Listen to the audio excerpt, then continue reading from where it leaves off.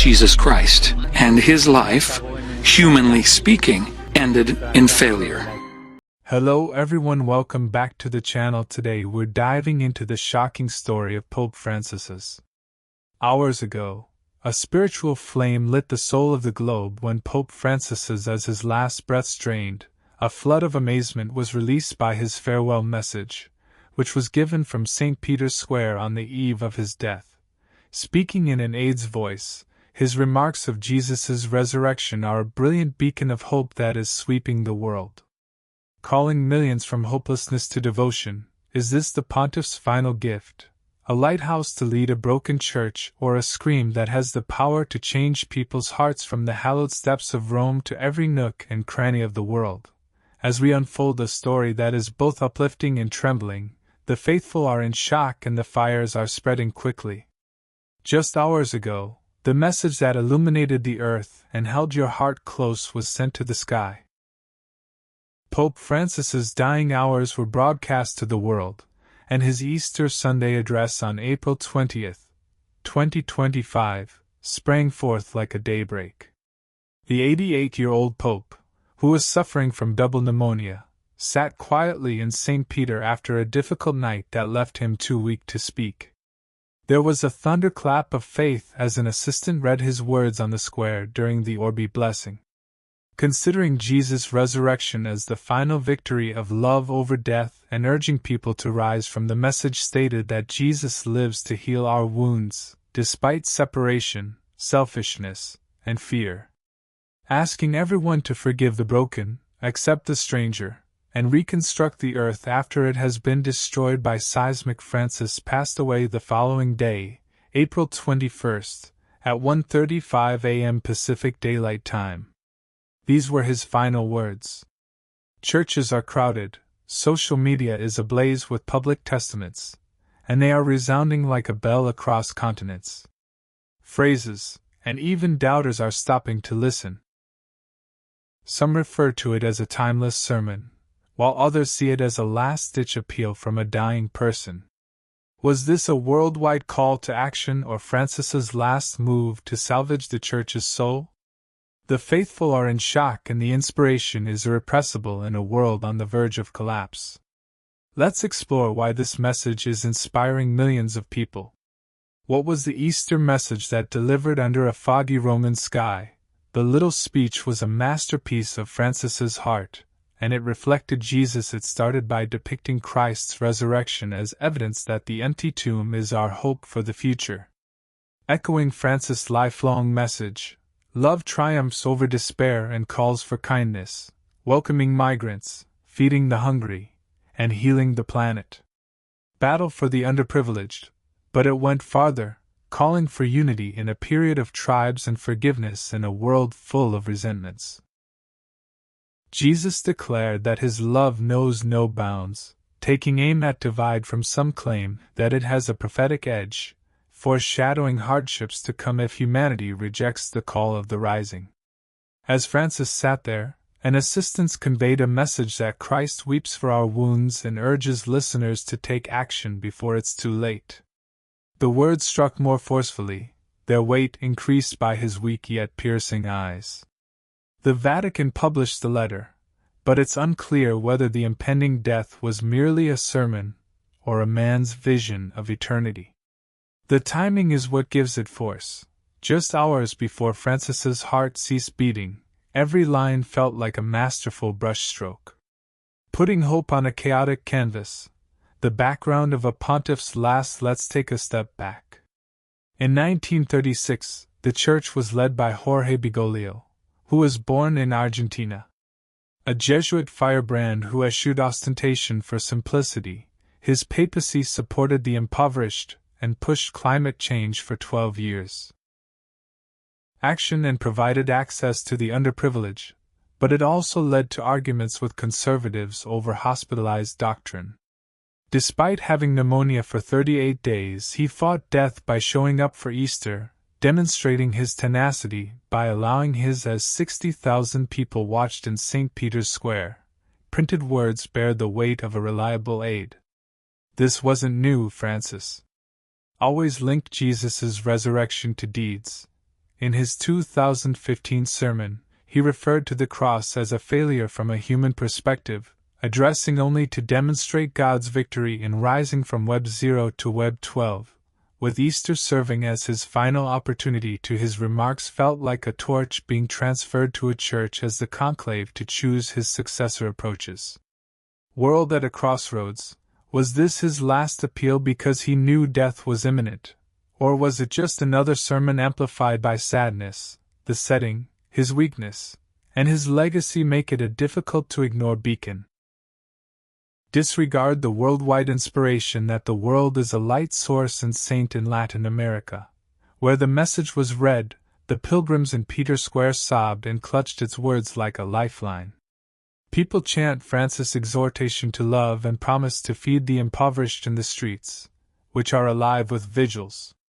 Asia's Catholic heart churches in the Philippines are bursting with young people starting charity campaigns because of his From Nigeria to Kenya. The faithful of Africa regarded as a responsibility to repair tribal divides even in secular Europe, where people congregate in churches after being moved by an online message that goes beyond faith. Hashtags like Rio Francis Easter and Jesus Rises are trending.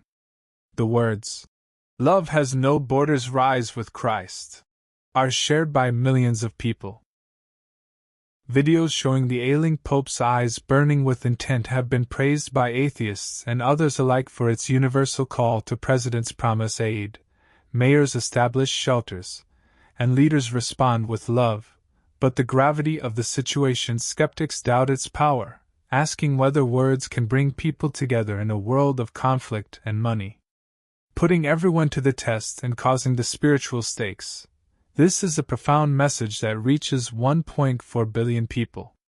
His invitation to live out Jesus' resurrection and befriend the outcast was molded by Francis's generosity, but torn apart by controversy and conflict. For Catholics, forgiving the adversary is a wake-up call that embodies Christ's resurrection or challenges a faith that is frequently dogmatic or divided. Risk losing the core of the gospel. If the next pope follows it, the Church may become more inclusive of women's responsibilities. If disregarded, it could solidify into a doctrine that alienates millions of remarried spouses. As Francis put it, the resurrection is a summons to transcend religion and is a mirror for unbelievers. With its appeal to cure a globe choking on garbage, this message may unite Christians, Muslims, Hindus, and others. The stakes are astronomical. A civilization that embraces charity may find peace, or will it be suffocated by cynicism? Rejects it, and runs the possibility of collapsing, as Francis's remarks on death's doorway suggest. Like a last opportunity to decide if we are paying attention or merely hearing the political undercurrents, this political powerhouse, Francis was a voice that changed the world.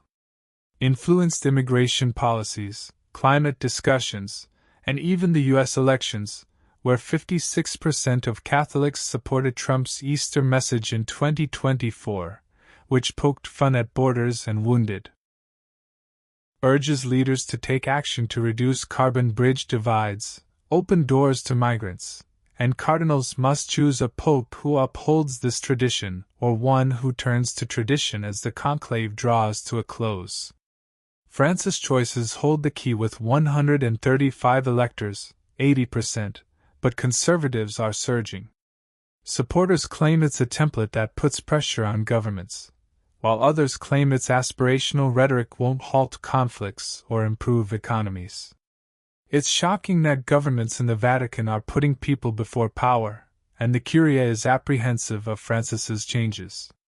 Might oppose its global advocacy for openness, but it could influence votes in close contests, particularly those where Catholics have a strong influence. This is not just faith, it is power, and it is changing the world. Will leaders answer the call or reject it as a dead man's dream? Bored how it affects common people. It's not only for popes, it's personal in Mexico.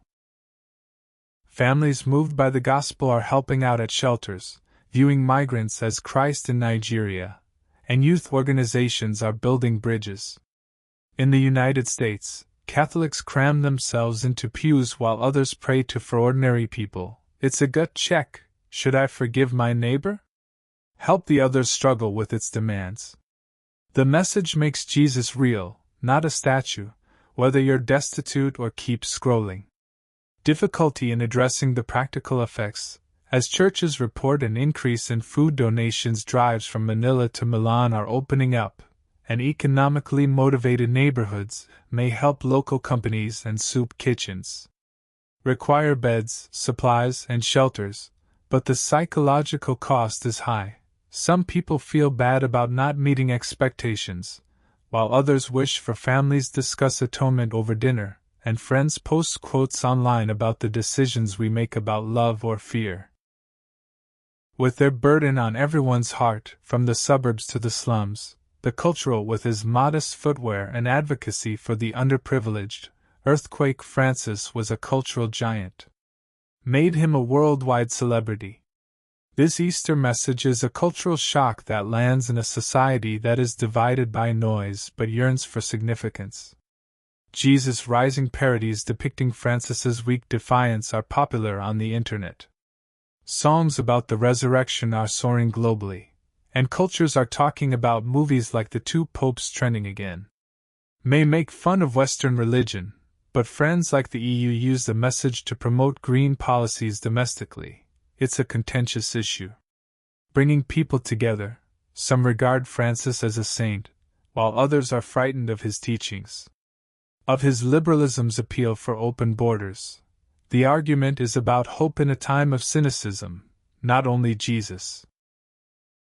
If the message is received, it has the potential to reinvent leadership by making kindness the standard. If it is not, it remains a mirror reflecting our hunger for purpose is the essence of culture, and it is changing the course of history. The historical resonances of this stem from the Easter messages of the Pope, which frequently influence eras. John Benedict XVI's 2012 appeal for peace was stoked by Paul II's 2000 call for peace. Francis' message for Syria stirred help reflects his life, which was formed by Jesuit grit while he was born in Argentina's slums and experienced Jesus. As an advocate for the impoverished, his 2015 failure of the crucifixion, homely, presented resurrection as God's response to human hopelessness. His final recollections of instances when dying popes left behind history demonstrates that Pius I's 1958 plea for unity struck a deep chord with John. The message of the 23rds 1963 deathbed plea for peace allayed Cold War anxieties. Read about his encounters with death regions in a world plagued by conflict, climate change, and mistrust. The echoes are loud, whether it's a new gospel chapter calling us to rise like Christ or a lament for a world that is too unloving. They're shaking us now, echoing through decades of faith and sacrifice. Let's face it, this is a spiritual and moral dilemma that concerns our souls. The message makes us think. Today, Francis connected the meaning of resurrection to action. Embrace the outcast, repair the earth, and forgive the enemy. Catholics have a dilemma: either live out Jesus' resurrection or allow faith to become a ritual. Everyone, it's a gut check. Do we erect barriers or bridges? The resurrection is more than simply a tale. It's a struggle to rise. From our own graves, hate, greed, and despair, Francis battled against a culture that discards the weak, and his message is twice as powerful. Demanding that we confront our sin could lead to a worldwide movement that provides more aid than it takes. Will the moral weights crush a fork in the path act, or will it be overlooked as a murmur in a screaming world? The decision is ours, and it haunts every soul that hears it, reconstruct or drift and decay. Voice: the Vatican is in overdrive to determine what the future holds for the Church and the globe. This speech serves as a roadmap for the conclave scheduled for early May 2025. Francis's selection of a pope who reflects his kindness must be made by Cardinals 108 of 135 or someone who makes the faithful march in S. Paolo or act vigils in Rome, all shouting, "Love has no borders." The message may inspire peace negotiations, green legislation, or refugee assistance on a global scale, but the world is seeing a pope who is motivated by this.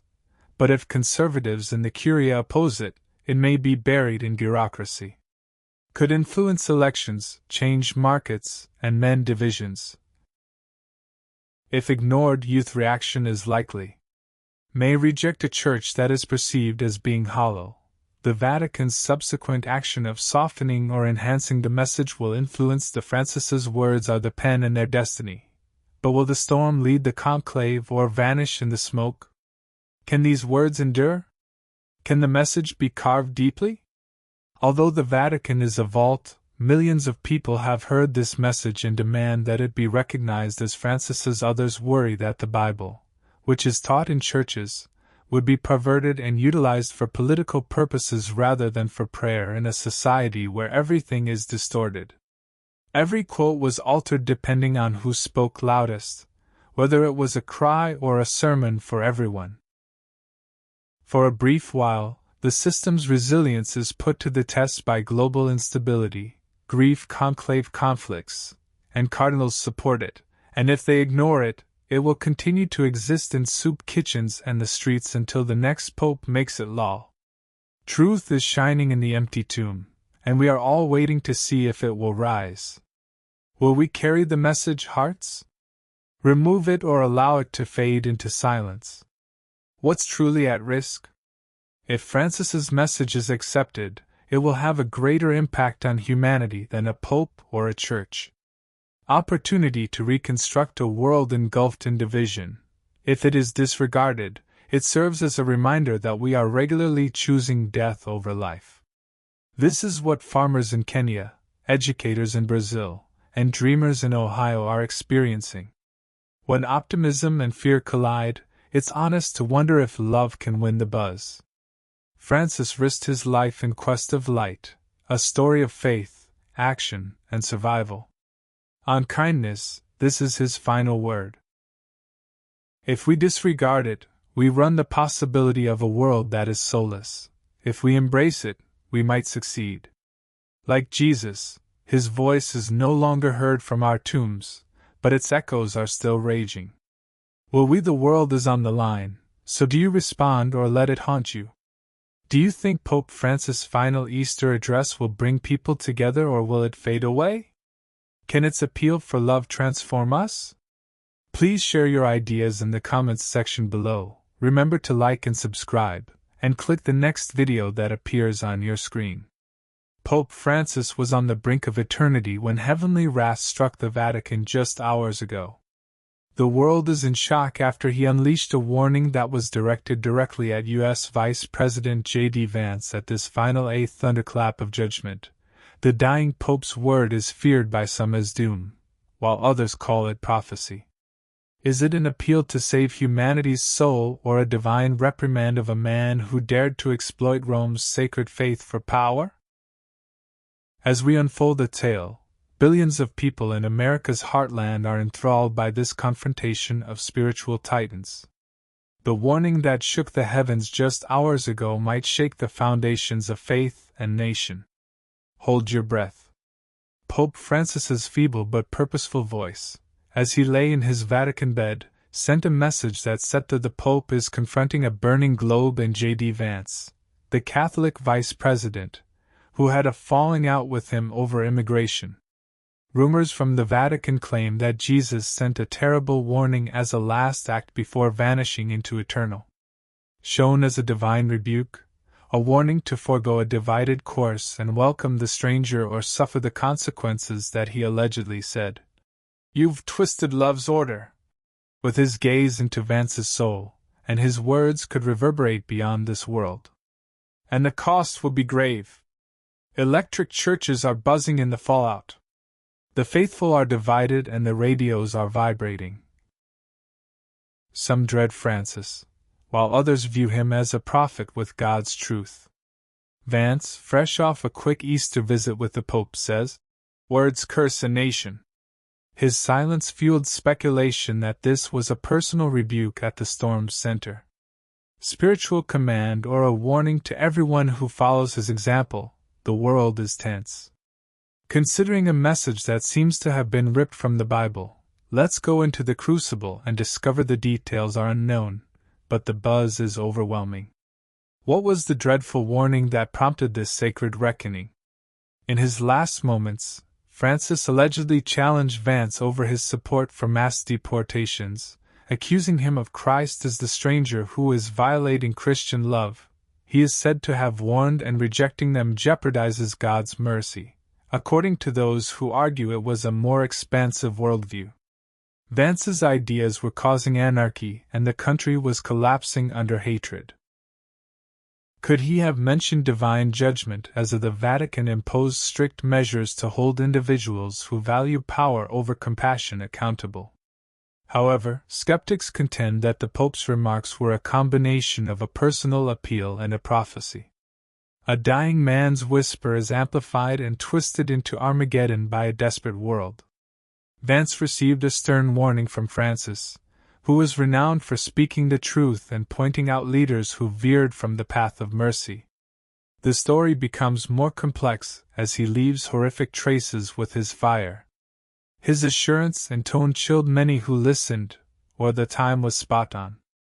Without a record, it gained mystical weight as death drew near. The Pope's waning voice leaves us with echoes, each listening hearing their own anxieties. Did he notice the altercation that led to this in his last glance, which made him attack Vance so forcefully? Let's go back in time to when the 88-year-old Argentinian Jesuit, Francis, was Pope. Supporting the underprivileged, the environment, and migrants, and he became a Catholic convert because 2019 emerged as a voice for America, first supporting Trump's efforts to deport those with Ordo Amoris, a medieval Catholic concept, states that love begins with family. Francis dismissed his neighbors, then citizens, and finally strangers in February 2025.